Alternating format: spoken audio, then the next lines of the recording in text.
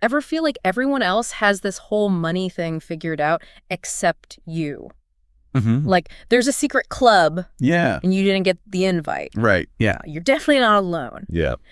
But today, we're ditching the usual work hard, save more spiel and diving into a refreshing, even provocative perspective on building wealth with insights from James Janus' YouTube channel, The Untold Truth About Money. Oh, yeah, Janny. Have you seen this one? I have, yeah. He's pretty interesting. Yeah, he's a compelling guy. He's got that energy. Yeah. And he doesn't waste any time jumping right into the deep end, does he? No, not at all. He throws up these striking visuals of $1 million, 10 million, even $1 billion. Right. To really drive home the vastness of wealth. It's out there, right? Oh, yeah. It's hard to even fathom. That's right. Especially when he contrasts that with what most of us are dealing with on a daily basis. Right, exactly. The student loans just trying to make ends meet every month. It's like he's holding up a mirror to that nagging feeling of, okay, is the system rigged? Yeah. Am I just destined to be stuck on this hamster wheel forever? Am I ever going to get off this thing? Is there even a point? Is it all rigged? Yeah. But, you know. But he doesn't leave us there. No, he doesn't leave us hanging. He doesn't let us wallow in that. Right. He hits us with a compelling statistic. Yeah. 68% of ultra-wealthy individuals, those worth $30 million or more, are self-made. Self-made, wow. Not trust fund babies, not lottery winners, Not at all. but people who built their fortunes from the ground up. Incredible. Think Oprah, Elon Musk, Sarah Blakely. It's such a range, too. Oh my gosh, such a range. Yeah, different industries, different backgrounds. Yeah, very inspiring. It's a brilliant way to dismantle that limiting belief that wealth is only for a select few, don't you think? Absolutely. He's not saying it's easy, of course. Right. There's always effort involved. Yeah. But Johnny wants us to shift our focus from the sheer amount of wealth these individuals have amassed to the underlying mindset that allowed them to achieve it. Right. So it's not just about wanting it, it's about figuring out what sets them apart. Yeah. What do they understand about money that most people don't? Yeah. What is that secret sauce? Right. And that's where he throws out this idea that completely reframes how we might think about wealth creation. Okay. I like it already. He claims that the traditional equation we're taught, which is money equals a salary, is fundamentally flawed. Okay, so what's wrong with that? Right. I mean, isn't that how most of us earn a living? We trade our time for a paycheck. And that's all we can do, right? Right. He says it's like trying to navigate a complex maze with a one-dimensional map. I like that analogy because it really highlights the limitations, right? Yeah, you might see some paths, but you're missing the bigger picture, the hidden connections that lead to the real treasures. Exactly. It's about shifting away from that scarcity mindset where you're constantly trading time for money. Which, let's face it, is a finite resource. That's right. We only have so many hours in a day. Yeah. Instead, he wants us to embrace an abundance mindset focused on creating value. Creating value. Okay, so it's not about chasing money. It's about solving problems. Okay, problem solving. I like it. Yeah. Janet's core belief is that money flows towards solutions. Interesting. Find a problem that people are willing to pay to have solved. Okay. And you've unlocked the secret to building wealth.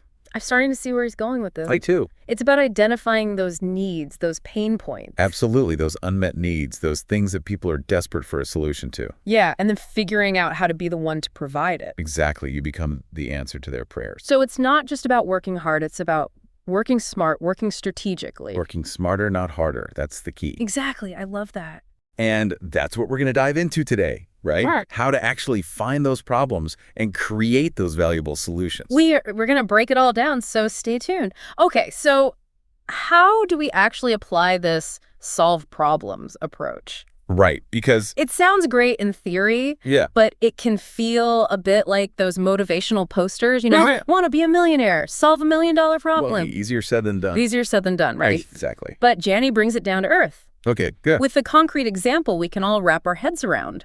Amazon. Okay, Amazon, good example. Right. Everybody knows Amazon. It's inescapable at this point. That's right. But it's fascinating how he breaks down Amazon's success. Okay. He points out that it wasn't simply about selling books online. Right. That was just the starting point. Right. It all starts somewhere. The real genius was in identifying and masterfully solving multiple problems that plagued both consumers and the book industry at the time. Interesting. So he's saying they were looking at both sides of the equation. Yeah, they were looking at the whole ecosystem. Smart. Like what specifically? Yeah. What were those pain points they tackled so effectively? Well, think about it. Okay. Back then, if you wanted a specific book, Yeah.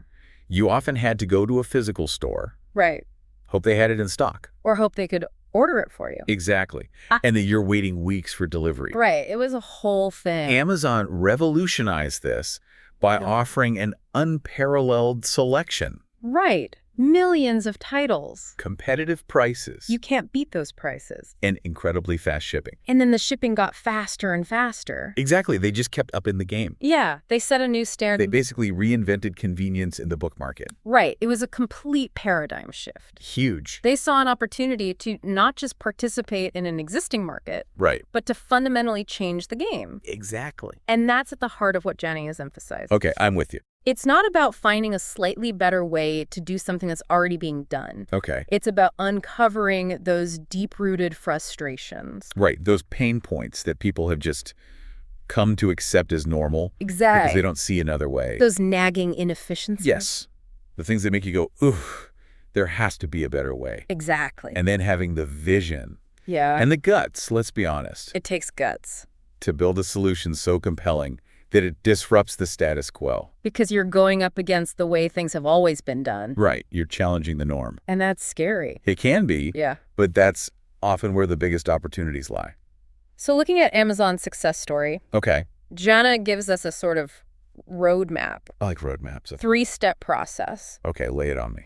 to put this problem-solving approach into action. I'm ready. And it's surprisingly straightforward. Okay, good. I need straightforward. First, he says, find a problem. Okay, find a problem. Step one. Pay close attention to what people around you are complaining about. Oh, so simple, but so powerful. Right. What do they wish existed? Yeah. What tasks or processes drive them crazy? Oh, I bet we could all come up with a list of those pretty quickly. Right.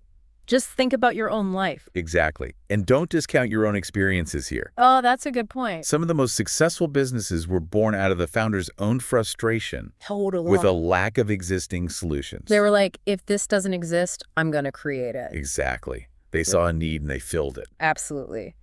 The second step, naturally, is to provide a solution. Okay, so you found the problem. Now you have to solve it. This is where your creativity, your skills, your unique perspective come into play. Right, because you're the one bringing that solution to life. How can you create something that directly addresses that problem?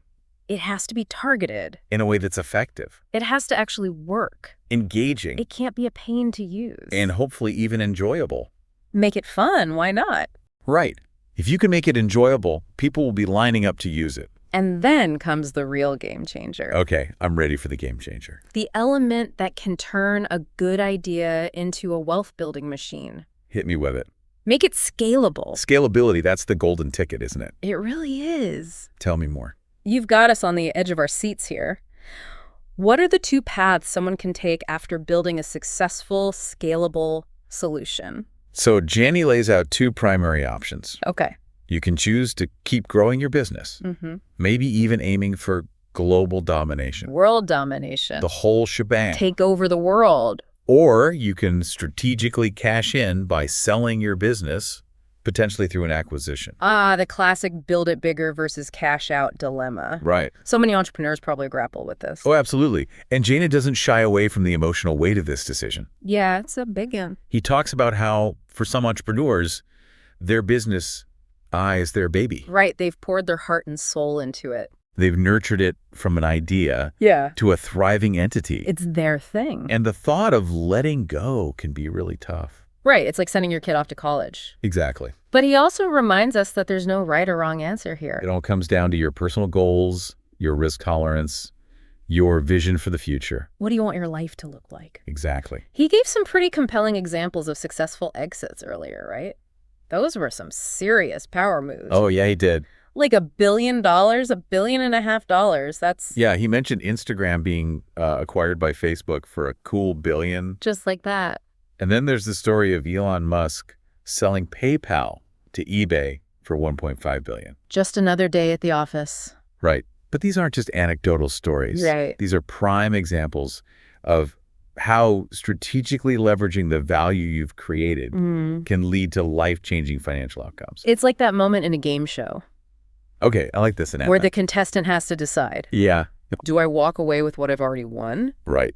Take the money and run? Or do I risk it all for a shot at the grand prize? Spin the wheel one more time. Except in this case, the stakes are real-life businesses. Oh, yeah. And potentially billions of dollars. High stakes, high reward. No pressure. But here's where Jani's perspective takes a really interesting turn. Okay, I'm intrigued. He emphasizes that this whole journey, this pursuit of building something valuable, it isn't ultimately about chasing money for the sake of it. Okay, so it's not about greed.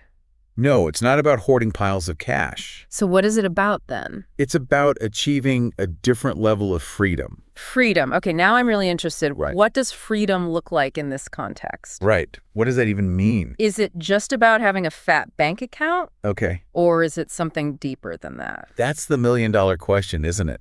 And Jani would say it's about so much more than just financial security. Okay. It's about having the autonomy to design your life on your own terms. Having the freedom to do what you want when you want. Exactly. Without having to worry about money. It's about having the resources and the flexibility to pursue your passions, to spend time with loved ones, to travel the world, to give back to causes you believe in, without constantly worrying about money. So money becomes a tool.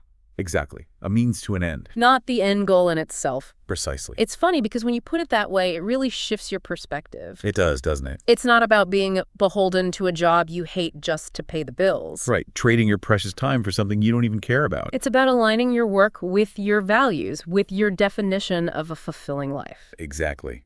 And that ties back beautifully to his earlier point about time being our most precious resource. Right, because you can always make more money.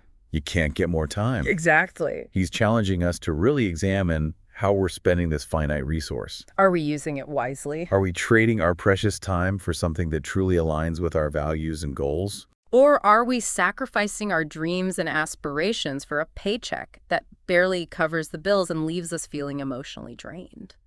It's a tough question, but an important one to ask ourselves. He leaves us with a question that really struck a chord with me. Okay, let's hear it. What dreams are you sacrificing because you can't afford to pursue them? Wow, that's powerful. It's such a simple question. It is. But it's incredibly powerful, don't you think? It is. It's a call to action, a reminder that we have more agency than we often realize. We do. We have the power to change our circumstances. We can choose to stay stuck in the same cycle, or we can choose to take ownership of our financial destinies and create a life we don't need to escape from. You know, it's easy to get caught up in the day-to-day grind. It is. Life gets busy. And lose sight of those bigger dreams. It happens to the best of us. Jani's insights are like a much-needed wake-up call. They really are. And even if you're not an entrepreneur or aspiring business mogul, his message is still incredibly relevant. It's about more than just money. It's about living a fulfilling life. It's about approaching life with that problem-solving mindset, regardless of your profession or circumstances. So as we wrap up this deep dive into the mind of James Jani, this has been great. What's the one takeaway you hope our listeners will carry with them? I think the most important thing is to remember that building wealth, in the truest sense of the word, isn't just about accumulating money. It's about so much more than that. It's about creating value, solving problems that matter to you and to others. And making a difference in the world. Exactly. And it's about using the resources you have, including your time and your unique talents, to design a life that aligns with your definition of freedom and fulfillment. Beautifully said. This deep dive barely scratches the surface of Jani's insights. He's got a lot of wisdom to share. He encourages viewers to check out the work of author M.J. DeMarco for a more in-depth exploration of these concepts. Oh yeah, M.J. DeMarco's great. Definitely worth checking out. But even just dipping our toes into his perspective has been incredibly eye-opening. It really has. It's given us a lot to think about. It has. It's challenged us to think differently about wealth and what it truly means to be free. Freedom to live life on your own terms. Exactly. And that's what it's all about, right? Absolutely. Thanks for joining us on this journey into the world of wealth creation and the power of problem solving. It's been a pleasure as always. We'll see you on our next deep dive.